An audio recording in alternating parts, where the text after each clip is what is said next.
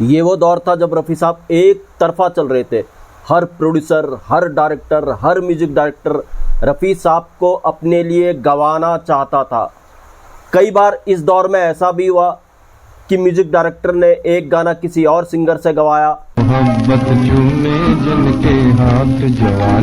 रफ़ी साहब का इतना क्रेज था म्यूजिक डायरेक्टर्स के अंदर, फिर उनको वो गाना पसंद नहीं आता था, फिर उस गाने को रफ़ी साहब की आवाज़ में डब किया जाता था मोहब्बत चूमे जिनके हाथ, और गाना फिर फिल्म के अंदर आता था।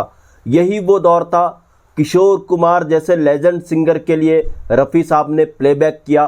जब है दास्तां तेरी ऐ जिंदगी। इसी दौर में रफ़ी साहब ने एक ऐसा स्टैंड लिया था कि एक गाना रफ़ी साहब के कारण अमर हो गया। इसकी आत्मा को रफ़ी साहब ने मरने नहीं दिया, जबकि कई दिग्गज इस गाने के खिलाफ खड़े थे। क्या था पूरा किस्सा, कौन सा ये गाना था, क्यों रफ़ी साहब ने इसकी आत्मा को मरने नहीं दिया, आज इस पर बात करेंगे। दोस्तों, चैनल पर नए तो चैनल को सब्सक्राइब कर लीजिएगा, बेल आइकन भी प्रेस कर लीजिएगा ताकि नोटिफिकेशन आप तक पहुंचती रहे। नमस्कार, मैं महेश कोहली बॉलीवुड संगीत के सफर से।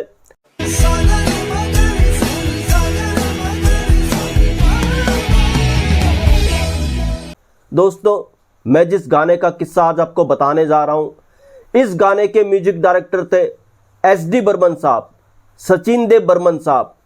सचिन देव बर्मन साहब ने जब इस गाने को बनाया तो उन्होंने तय कर लिया था इस गाने को वो हेमंत कुमार से गवाएंगे। मगर जिस फिल्म के लिए गाना ये बना रहे थे सचिन देव बर्मन, ये फिल्म थी गुरुदत्त साहब की।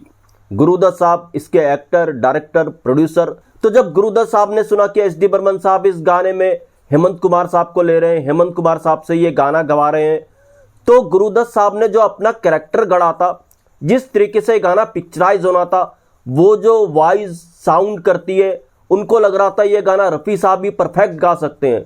तो गुरुदत्त साहब ने सचिन देव बर्मन से बात की कि उनके कैरेक्टर पे तो रफ़ी साहब की आवाज़ सही है, आप क्यों इसको हेमंत कुमार से गवा रहे हैं। मगर एस.डी. बर्मन ने कहा इसके लिए हेमंत कुमार ही परफेक्ट है और हेमंत कुमार ही इसको अच्छी तरीके से गा सकते हैं, इसलिए आप इसको हेमंत कुमार को ही गाने दें। अगर गुरुदत्त साहब ने इस गाने के लिए ऑब्जेक्शन लिया, उन्होंने एस.डी. बर्मन साहब को कहा कि नहीं, इस गाने को आप रफ़ी साहब से गवाइए, मेरे कैरेक्टर पे रफ़ी साहब की आवाज़ ही परफेक्ट है। अब एस.डी. बर्मन साहब जैसे म्यूजिक डायरेक्टर, दिग्गज म्यूजिक डायरेक्टर किसी की बात सुना नहीं करते थे। उन्हें गाना गाएंगे तो सिर्फ हेमंत कुमार ही गाएंगे। तो एस.डी. बर्मन बिल्कुल अड़ गए इस गाने के लिए। तो जब गुरुदत्त साहब ने देख लिया कि एस.डी. बर्मन साहब मान नहीं रहे हैं, तो जो इस फिल्म के राइटर थे, गुरुदत्त साहब के जो राइटर थे अबरार अलवी, गुरुदत्त साहब ने उनको ये समस्या बताई कि इस गाने को, इस मुख्य गाने को एस.डी. बर्मन हेमंत कुमार साहब से गवा रहे हैं। और यही समस्या फिर इसके जो गीतकार थे साहिर लुधियानवी, उनसे गुरुदत्त साहब ने शेयर की कि ये गाना एस.डी. बर्मन साहब हेमंत कुमार से गवा रहे हैं। तो सबको ये बात अजीब लगी, कैसे ये गाना एस.डी. बर्मन हेमंत कुमार से गवा सकते हैं। तो सब इस गाने के खिलाफ हो गए। उनको लगा ये गाना सिर्फ रफ़ी साहब ही गा सकते हैं।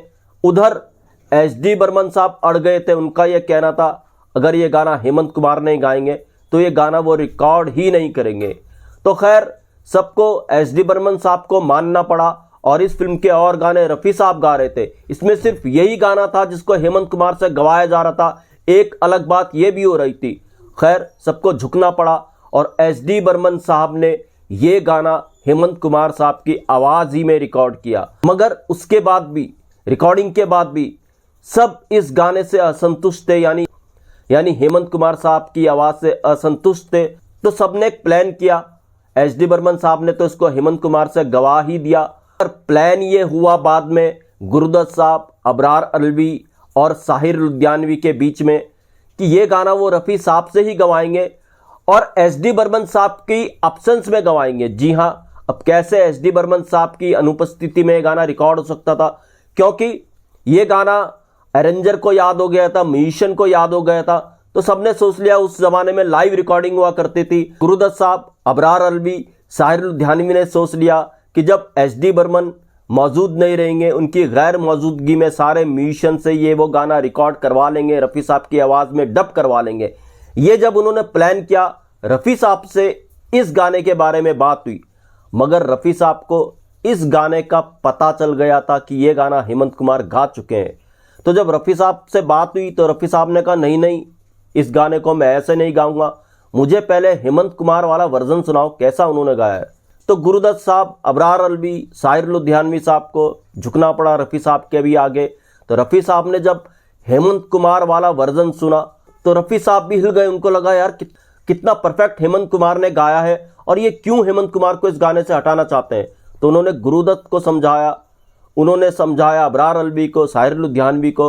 रफ़ी साहब ने कहा ये गाना हेमंत कुमार साहबी की आवाज़ में अच्छा लग रहा है, इस गाने को अब मैं नहीं गा सकता, इससे अच्छा मैं नहीं गाऊंगा। ये गाना बहुत अच्छी तरीके से रिकॉर्ड हुआ है और हेमंत कुमार ने इस गाने को बिल्कुल अच्छी तरीके से गाया है, अच्छी तरीके से प्लेबैक दिया है और ये गाना आप पर अच्छा लगेगा। रफ़ी साहब ने इस गाने को गाने से बिल्कुल इनकार कर दिया। अब ये गाना हेमंत कुमार साहब की आवाज़ ही में रहा और जब ये गाना पिक्चराइज हुआ गुरुदत्त साहब पर, तो गुरुदत्त साहब को भी लगा कि रफ़ी साहब वाकई अपनी जगह पर सही थे। रफ़ी साहब का कहना सही था कि हेमंत कुमार साहब की आवाज़ में ये गाना अच्छा लगेगा। और जब ये गाना पर्दे पे आया, इस गाने के जो रिजल्ट आए वो नायाब थे। जी हाँ, ये गाना कौन सा था? ये गाना था फिल्म प्यासा का, जो 1957 में आई थी और गाना था जाने वो कैसे लोग थे जिनको। कैरेक्टर था गुरुदत्त साहब का, उस कैरेक्टर पर गुरुदत्त साहब जो इमेजिनेशन कर रहे थे, जो गुरुदत्त साहब को लग रहा था कि इस कैरेक्टर पे सिर्फ और सिर्फ रफ़ी साहब की आवाज़ ही आएगी, मगर एसडी बर्मन ने हेमंत कुमार से इस गाने को गवाया। बाद में रफ़ी साहब ने महसूस कराया गुरुदत्त साहब को कि हेमंत कुमार क्यों ज़रूरी है इस गाने के लिए। गुरुदत्त साहब को भी बाद में पता चला कि हेमंत कुमार साहब वाकई इस गाने के लिए ज़रूरी थे। तो इस तरीके से रफ़ी साहब ने इस गाने को बचा लिया। हालांकि प्यासा में एक से एक नायाब गाने रफ़ी साहब ने दिए। सर जो तेरा चकराए, कॉमेडी गाना, जिन्हें नाज है हिंद पर, ये दुनिया अगर मिल भी जाए तो क्या है, और एक रोमांटिक ड्यूएट तो डिस्ट्रीब्यूटर के कहने पर रखा गया था रफ़ी साहब का, पब्लिक को रिलीफ देने के लिए, हम आपकी आंखों में, हम आपकी आंखों में। ये ड्यूएट रफ़ी साहब ने गीता दत्त जी के लिए दिया था। तो एक से एक नायाब गाने इस फिल्म के लिए रफ़ी साहब ने दिए, गीता दत्त जी ने दिए। और ये नायाब गाना जो बिल्कुल अलग था, जाने वो कैसे लोग थे, इसको हेमंत कुमार साहब ने दिया। और प्यासा म्यूजिकली हिट मूवी रही। तो ये था जाने वो कैसे लोग थे गाने का किस्सा, जिसकी आत्मा को रफ़ी साहब ने बचा लिया। और उस दौर में रफ़ी साहब ने ये स्टैंड लिया। रफ़ी साहब की महानता देखिए, जिस दौर में रफ़ी साहब के बिना प्लेबैक की कोई कल्पना भी नहीं कर सकता था, इस दौर में रफ़ी साहब ने पहचाना कि कोई और सिंगर भी बेहतर गा सकता है। ये थी रफ़ी साहब की खासियत, उनकी महानता। इतने बड़े गायक, उतने महान इंसान, ये किस्सा फिर से दर्शाता है। तो दोस्तों, ऐसे भी किस्से, वैसे किस्से मैं आपके लिए लेकर के आता रहूंगा। महेश कोहली को दीजिएगा इजाजत। Good bye, good luck and take care.